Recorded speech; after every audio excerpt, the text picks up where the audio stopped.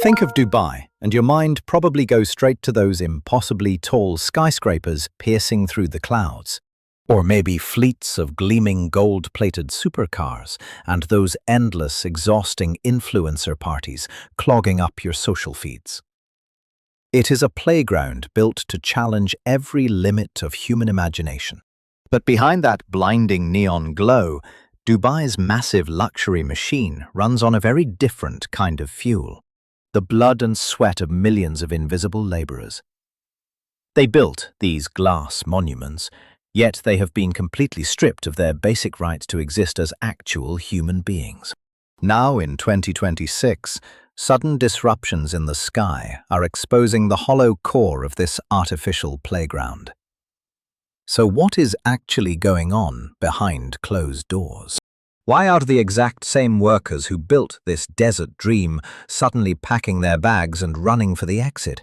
Let us look at the brutal reality from the bottom of the food chain and expose a truth far worse than the brochures suggest. We have all heard the fairy tales.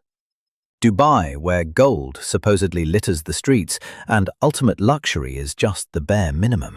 But you and I are going to pull back that velvet curtain of the elite financial hub and see what is actually being served on those gold-plated plates.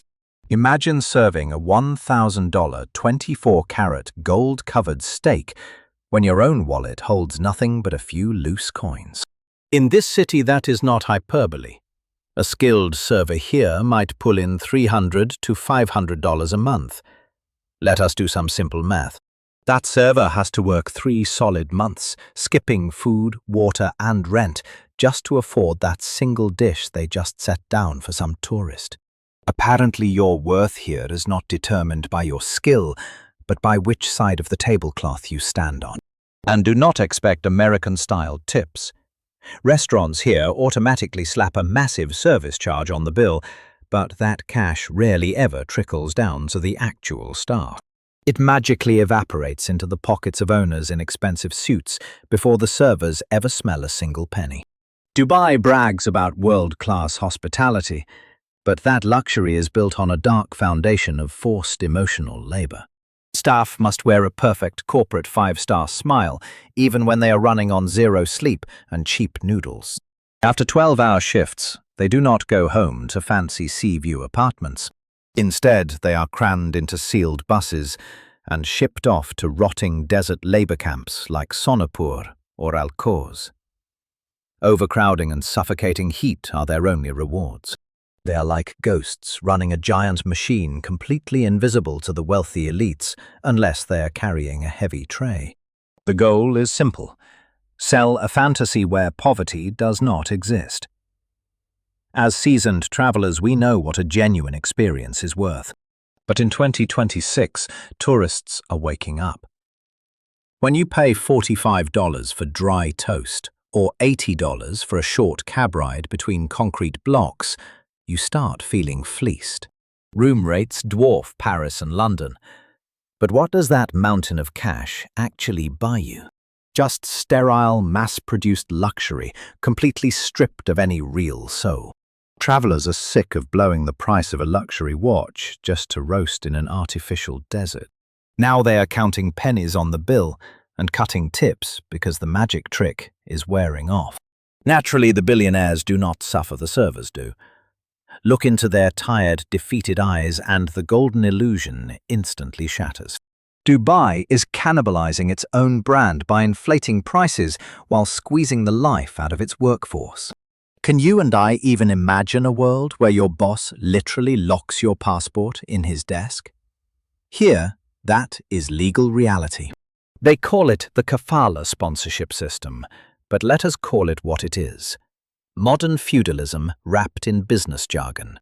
Your visa does not belong to you, it belongs to your boss. Employers hold absolute terrifying power.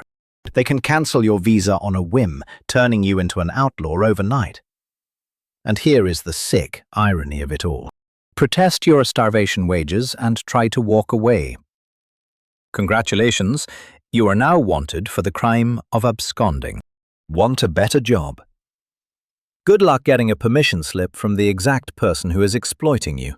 These are not employment contracts. They are deeds to a gilded cage. So why do people sign up? The answer lies in a coordinated global scam. Desperate men across South Asia sell family land or take massive loans just to cover recruitment fees of up to $4,500. But when they land at that shiny Dubai airport, they are greeted not with hospitality, but with officials confiscating their passports under the guise of paperwork. Then a bait-and-switch contract appears, offering half of what they were promised. Trapped under crushing debt back home, they have no choice but to sign. It is a highly efficient conveyor belt for turning human beings into disposable tools. Dubai has mastered the art of social invisibility. You will never spot these workers riding in Teslas or on the metro. Instead, battered buses with blacked-out windows creep out of the desert camps at 4 in the morning. Every route is calculated to make sure those exhausted faces never ruin the perfect photo of a high-paying tourist. They work like machines on building sites all day and are swept away long before the neon lights of elite parties turn on. This is a polished economic apartheid. Human beings are reduced to mere cogs in a machine, completely stripped of their humanity. Today, you and I are looking at Sonapur on a map, a name whose bitter irony will make you laugh out loud. It translates to City of Gold. But for the hundreds of thousands trapped inside, that gold is reserved for toilet fixtures in downtown penthouses, leaving them with nothing but dust and abandonment. My investigation shows Dubai's legendary luxury stops dead at the gates of Sonapur.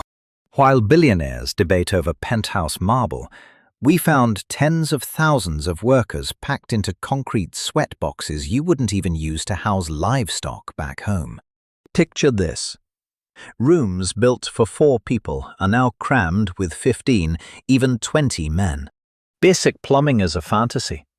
Instead, trash piles high and toxic stench from nearby landfills blankets their quarters 24/7. Welcome to the extreme hospitality Dubai offers its actual builders. Laborers sweat in 122-degree heat, where Persian Gulf humidity turns the air into a literal pressure cooker. Scientists call it the wet bulb threshold, the exact point where the human body cannot cool itself. But here is the real scandal I uncovered. There is a silent, sinister consensus on how they record these deaths. Healthy young men who drop dead at night are written off as natural heart failure. It is a convenient label that helps bosses dodge massive insurance claims and pesky police autopsies. In this city is human life actually cheaper than the desert sand? My sources confirm Dubai does not just build high-rises, it engineers social apartheid. You will never spot a worker in safety gear inside their 5-star malls or private beaches. Why? Because brilliant urban planners designed them to be completely invisible. Sonapur sits stranded on the desert edge, cut off by massive highways with 0 public transit links. Laborers are locked away, carted out only to serve as gears in the construction machine, then swept away before sunset so they do not ruin the view for the wealthy elite. Those endless security cameras blanketing the rich neighborhoods are not just there to stop criminals. They actively hunt for and expel anyone from the working class trying to enter their gold-plated wonderland. The ugly truth is that Dubai does not just exploit these people. It completely strips away their basic right to be seen as human beings. Then came the March chaos at Terminal 3 of Dubai International Airport, which shattered everything. A mystery drone, probably costing only a few $1,000s, completely paralyzed a multi-billion-dollar air traffic control system. The consequences? Absolutely massive. Over 80,000 passenger bookings vanished in an instant. Hundreds of flights were diverted, leaving thousands of wealthy travelers trapped inside glittering terminals that were absolutely never designed for real-world chaos. Dubai's promise of an impenetrable high-tech fortress collapsed in the most embarrassing, ironic way. It turns out even the most advanced defense systems cannot protect this fake paradise when it sits too close to the tremors of the real world. They say you get what you pay for, but in Dubai they are paying just to keep people quiet.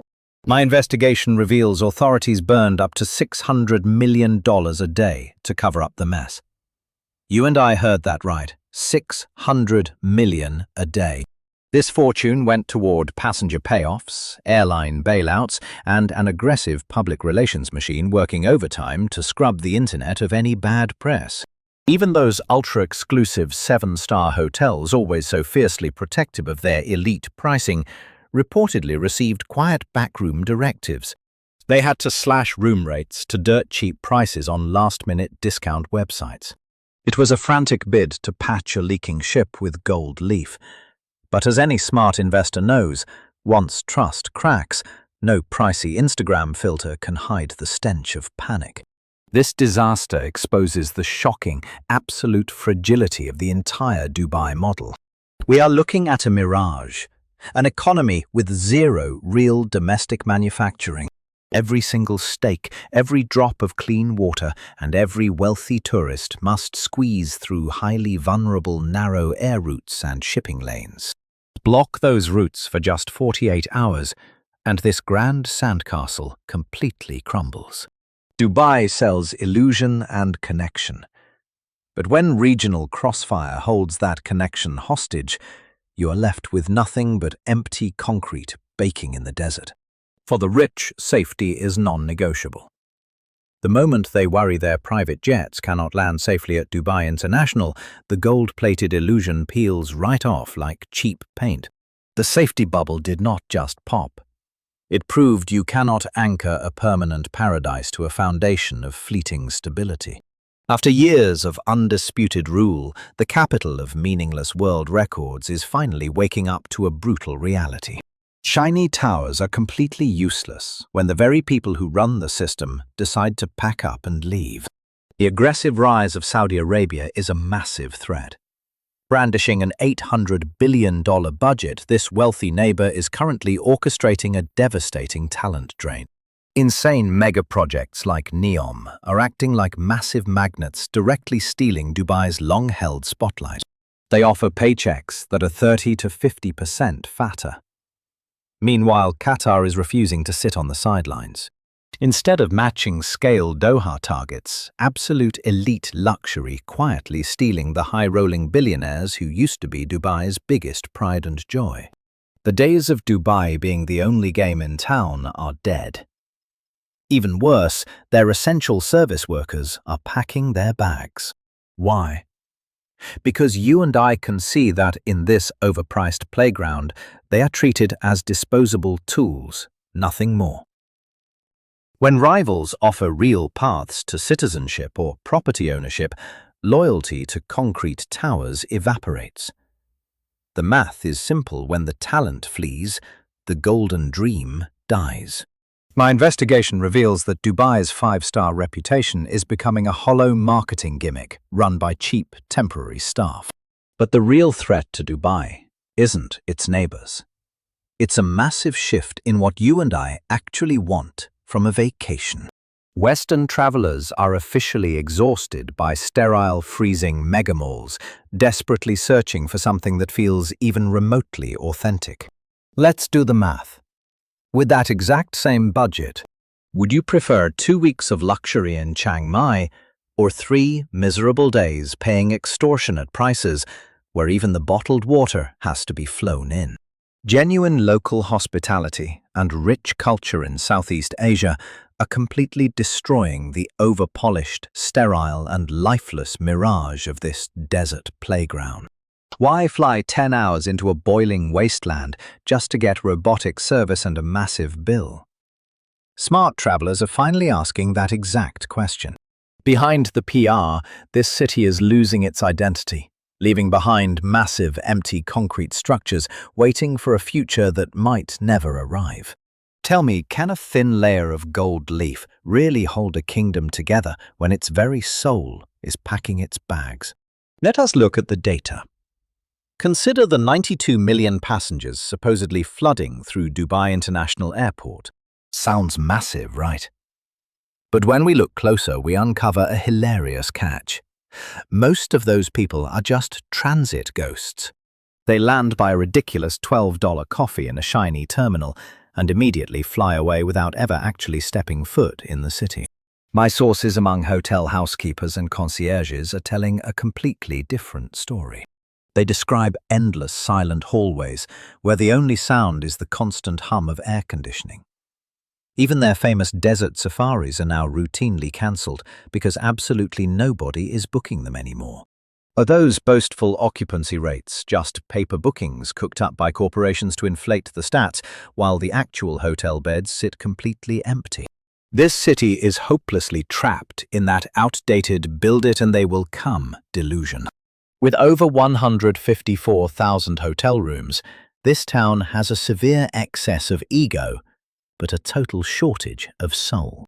Ghost projects like Dubai Creek Harbour are turning into literal concrete deserts.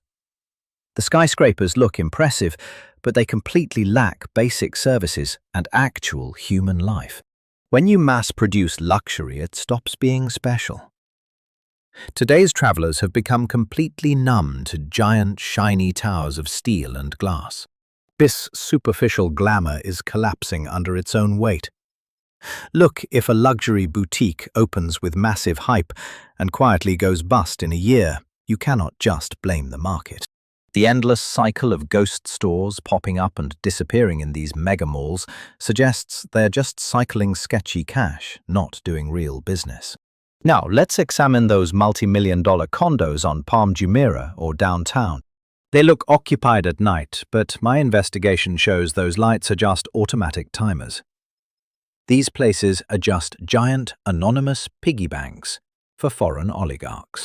With global financial watchdogs finally turning up the heat in 2026, that sketchy capital is fleeing fast, leaving behind completely unsellable concrete. It is time to face the brutal law of diminishing returns.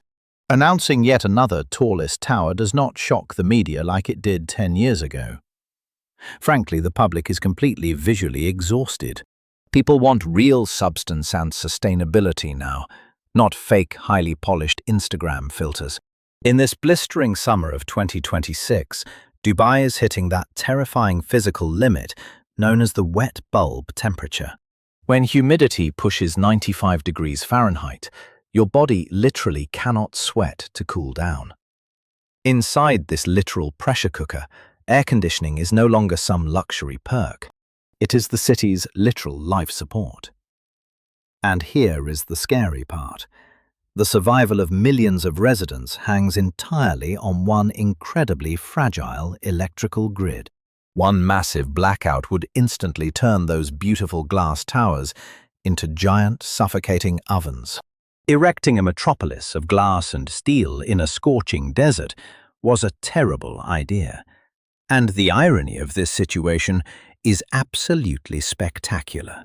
Tourists blow thousands of dollars on a dream getaway, only to spend the entire trip trapped inside freezing glass cages. Welcome to the sad reality of indoor tourism. You scurry from an air-conditioned room through a cold corridor straight to a freezing mall and a chilled bus. That claustrophobic cabin fever slowly but surely sucks all the joy right out of your hard-earned vacation. Just breathing fresh air and walking under actual trees has become a luxury that even the richest oligarchs cannot purchase. Those highly romanticized desert dinners only exist on photoshopped posters. In reality, choking dust and extreme heat make them a literal nightmare for anyone sane. Any business model where extreme overhead eats all your profits is mathematically guaranteed to crash. Here is the raw data. Keeping a glass tower at 72 degrees when it is 122 outside drains nearly every single cent of hotel revenue. Even their desperate attempts to control the weather with cloud seeding have backfired in spectacular fashion. The historic flooding in 2024 proved a city built for heat is totally helpless against rain. Dubai is paying a heavy price for playing God. Why on earth blow a fortune to stay locked inside a desert shopping mall when you can find real freedom and beauty elsewhere for a fraction of the price? Smart international travelers are asking this exact question, and we both know where they are spending their money next.